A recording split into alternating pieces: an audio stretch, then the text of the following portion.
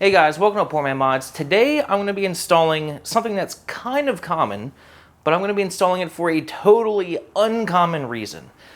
So this is a line lock kit, and if you're familiar with line lock, it's designed to hold the brake pressure in your front brakes, or whichever brakes you want it to do burnouts. And it's usually activated by a momentary switch. Well, today I'm going to try to make this effectively an electronic parking brake. Now, I have a unique problem with the Supra, and it's totally my fault. Totally avoidable. But I don't know if any of you remember, you OG followers might, but years ago when I first got this car, I wanted to service the rear parking brake shoes. And I was a lot less experienced back then. And I got new shoes and new rotors and got a new adjuster kit and everything like that. And the rotors would not fit over the shoes. So I pretty much rage quit and deleted the entire parking brake system. And that's when I went to a hydraulic handbrake for drifting that I never do. And hydraulic handbrakes do not work for parking brakes. They lose pressure over time. I'm not sure how long it takes, but my first handbrake was a K-Sport handbrake that actually had a lever for a parking brake that you flip down and it held it locked. But it would bleed pressure over time and then the car would start to drift. So it wasn't that useful. And I do have a Sicky handbrake now, and I did make a steel plate to lock the handbrake in so this car can pass Pennsylvania state inspection. It does work, but it's kind of a pain in the ass to use. But it is technically legal by the state of Pennsylvania. At least my mechanic passes it, but I'm not happy with it. And I don't really need a parking brake when the car is turned off, but when the car is idling or warming up, sometimes there are situations where I want a parking brake, but I can't put it in gear because the car is running. So I'm going to try to install this line lock kit and put it on a toggle switch and see if that will work for me. Now, I don't need this to hold pressure for an hour or a day or whatever. This is mainly for, like, right now I'm at a storage unit place, and to punch my code in, I have to get out of the car because it's on a really steep, aggressive hill, and I don't want to deal with the clutch and everything, so I park it elsewhere, but I don't feel like turning the car off, so I want to be able to engage the parking brake, punch my code in, and get back in the car.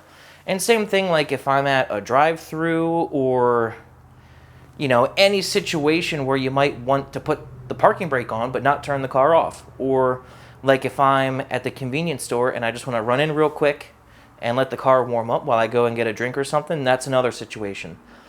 So I'm going to try to install this line lock kit. And of course, I can also use it as line lock for burnouts. But I'm going to try to make it an electronic parking brake with a toggle switch. And then I'll also try to do some testing to see how much power that solenoid pulls. So like if the engine is off, how long can this thing run before it drains my battery? Because it is electronically controlled. Electricity engages the solenoid, so it does consume electricity. So I'll do a little bit of testing with that, and maybe also see how long it can hold. If it bleeds pressure over time. I've been rambling on a lot, so why don't we go over to the car and install this line lock kit. It's a pretty straightforward install, and see if I can effectively give my Supra an electronic parking brake. Since we're going to be cracking into the brake system, to minimize the mess, I'm just going to suck all the fluid out of this master cylinder just to try to minimize the mess.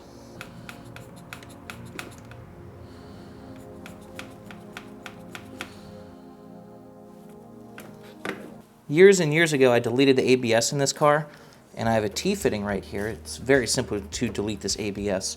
This brake line here, which is on the top of the hard lines that's in this protector, this is the line coming from the master cylinder to the front brakes. This line right here goes down through the fender to the front right caliper, and this line goes down and on the bottom of this all the way over to the front left caliper. So I'm going to crack this fitting loose and just let all the fluid drain, because it's going to take some time for me to figure out exactly where I'm going to mount this solenoid. So I'm just going to try to drain the system and get the mess over with.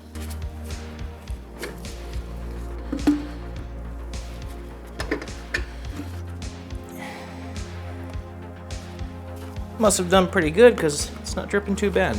Dripping a little bit. I lifted up the feed brake line and that seemed to pretty much stop the drip, so now I'll disconnect the 2 brake lines that go to the calipers.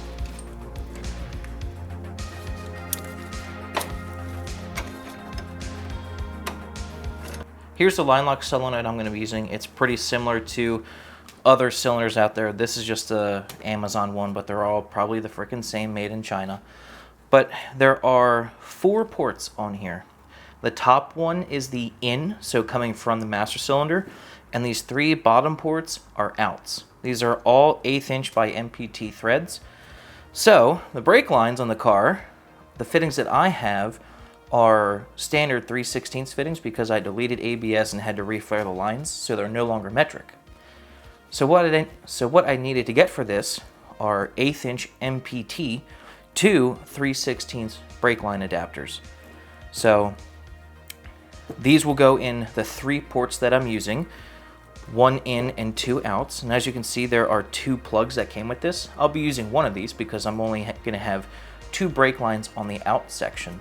But NPT fittings do need thread sealant, and I got this stuff. You cannot use Teflon tape on a brake system. The brake fluid will break it down, and it's extremely not recommended to use Teflon tape on brake fittings. But I got this Permatex thread sealant, which is good for brake fluid, and I'll link to all of this in the description down below for you. But yeah, this stuff is safe on brake systems, and I did make sure of that. So now I'm going to install 3 of these adapters onto the solenoid here with sealant to get it ready to accept the brake lines.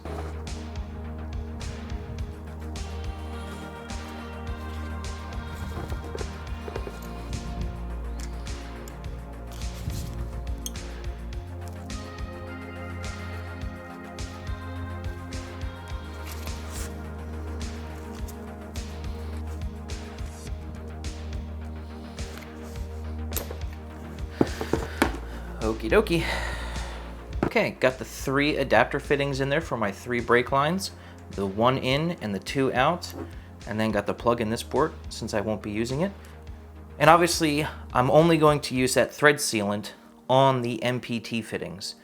The brake line fittings that go into these adapters do not need thread sealant, but NPT fittings do. There's more than one way you can do this, and I did change my mind. I put a plug here and a plug here, and I'm just going to have 1 out, and I'm going to tee the 2 brake lines together that go to the calipers, and then run 1 line from that tee to here. You can do it either way, but that's the way I'm going to choose to do it. Probably going to be a lot easier said than done, but I drilled 2 holes right here. I'm going to attempt to mount the solenoid right here. I've got a little extension on this tee that goes to the front right and front left brake caliper. That'll hopefully reach, and this line from the master should reach. I drilled a pilot hole for the provided screws that came with this, and hopefully it works.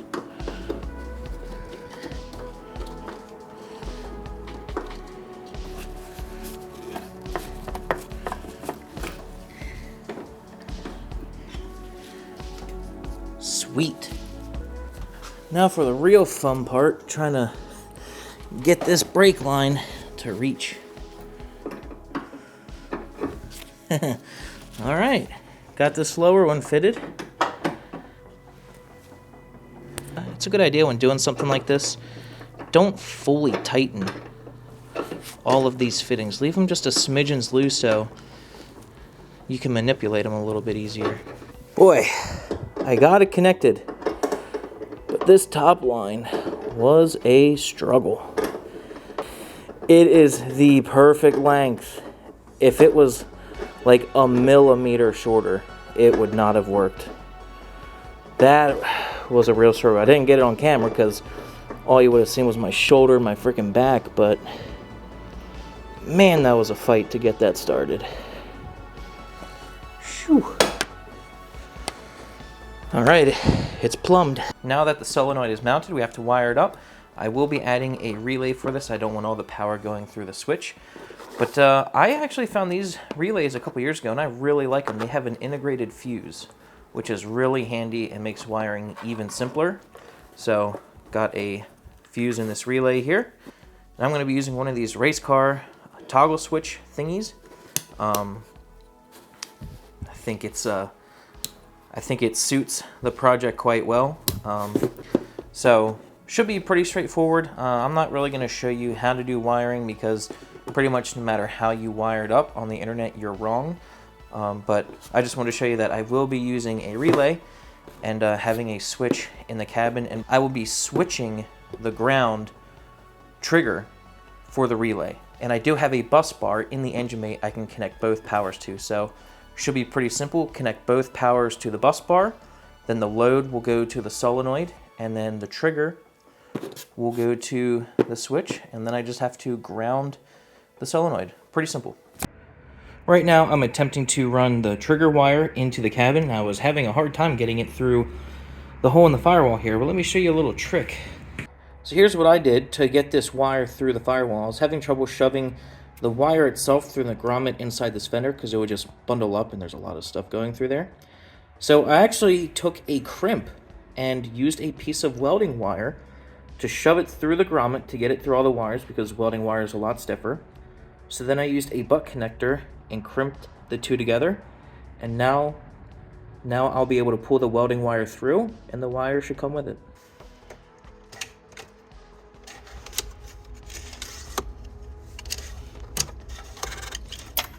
Man, I am in love with this. Check this out. My cruise control switch was here, and cruise control has not worked for a very, very, very long time. So I deleted the cruise control switch and 3D printed a replacement switch holder to hold my line lock parking brake switch, and it fits freaking perfect.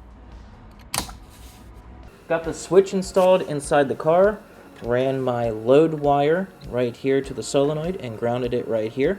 Now the circuit is complete. All we have to do now is bleed the brakes. All right, now I'm curious to see how much current this thing draws. So if I engage this with the engine off, I want to know, is it going to drain my battery? Well, it certainly will over a period of time, but how quickly is it going to drain my battery if I engage this with the engine off? Because activating the solenoid does require electricity to stay engaged. So I've got my multimeter set up here, and we're going to connect the red probe to the power going in and the black probe to the load going to the solenoid, and this should give us a amp reading. So I do have the switch turned on, and hopefully you can see the screen, but right now it is drawing 2.1 amps, and it is falling. All right, kind of getting tired of waiting. I'm going to disconnect, then reconnect to it, and see if it does the same thing. Start out at 2 something and continue to drop.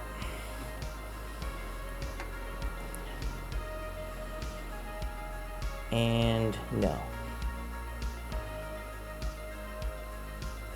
So, very interesting. Just for a comparison's sake, I'm going to hook up this multimeter to my underglow kit and see how much current that draws, because I've had that on for 30, 45 minutes, maybe even an hour before with the engine off, and that did not totally kill my battery. So I'm going to see how much current that the underglow takes, and that'll just give us a reference. It's only 2 LED strips on the front and rear bumper.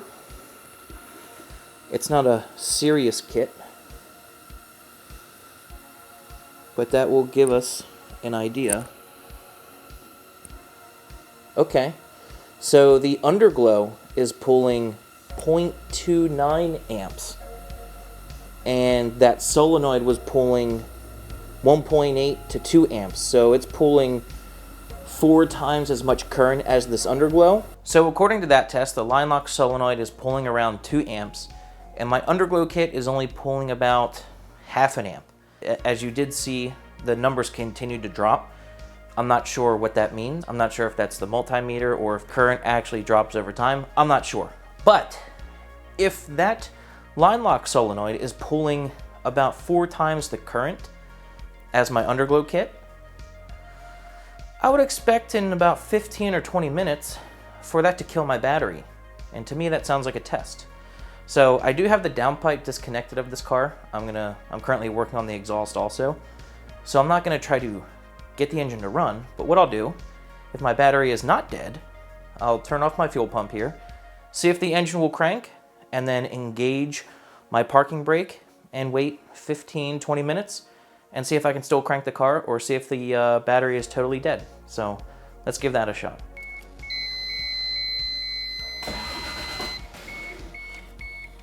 Okay, so the engine does crank.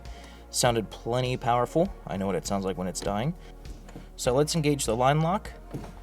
I will put pressure on it and see if the engine will still crank in 15, 20 minutes. Car is in neutral and this thing will not budge.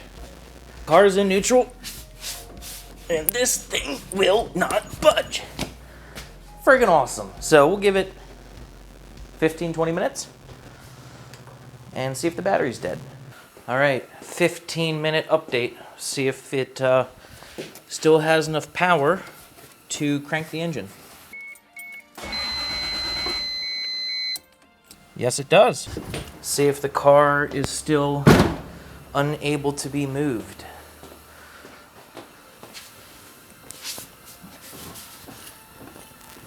So it does lose pressure.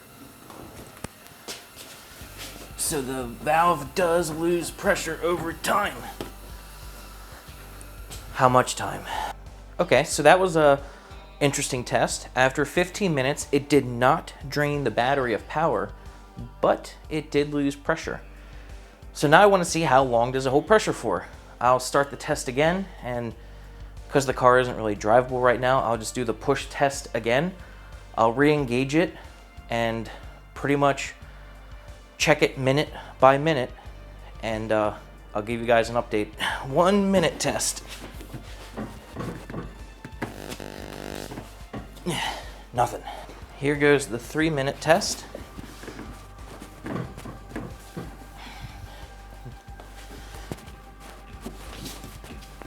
Nothing. All right, 5-minute test. This is the goal. A smidgens. A tiny, tiny bit. All right, so what do these tests mean? Well, none of them were real world tests because the car is not drivable at the moment, but I don't think we have to worry about it killing the battery before it loses pressure. Pressure, I think, is the important factor here. At 5 minutes, it lost a smidgens amount of pressure. Now, granted, this is on flat ground and me pushing on the tire is pretty much as hard as I could. So real world testing will probably yield a different result, but I think it's obvious. I'm not going to be parking this on San Francisco hills and super steep grades. I'm not going to be stupid with it. This is basically just to get me by if I want to let the car warm up out front of my house on a 2-degree hill for a little bit, or if I am at a drive-through, or if I need to punch my code in at my storage unit or whatever. But just for those short situations where I want the car to be running, but also still. So this is not an emergency brake. This is not a long-term parking brake, but just for those scenarios where it's short enough of a park where I want the car to run, but long enough to where I need to hold it still. So I'm very interested to see how this will work. Obviously, I think it's going to work for at least 2 or 3 minutes, which really is all I need. But even if it does not work the way that I intended, I still have line lock and now can do freaking sick burnouts with it. So I'm going to be very interested to use this in the real world. That probably won't be for a couple weeks or even a couple months. I'm doing a lot of work to this car to get it ready for Supers in Vegas. So at the moment, it's currently not drivable. So with that being said, I hope you guys enjoyed this video. Maybe you learned something. I actually did learn how to check amperage readings with a voltmeter like that. I've never done that before. And obviously, I will have a link in the description down below to everything used in this video to help you out if you decide to do this install also. Is this the world's first Mark III Supra with an electronic parking brake? I don't know. Maybe. It's definitely unique, I think. I'm really proud of that 3D printed piece I made. So hope you guys enjoyed this video. Hope you learned something. And we'll see you next time. And maybe we'll see you at Supras in Vegas. See ya.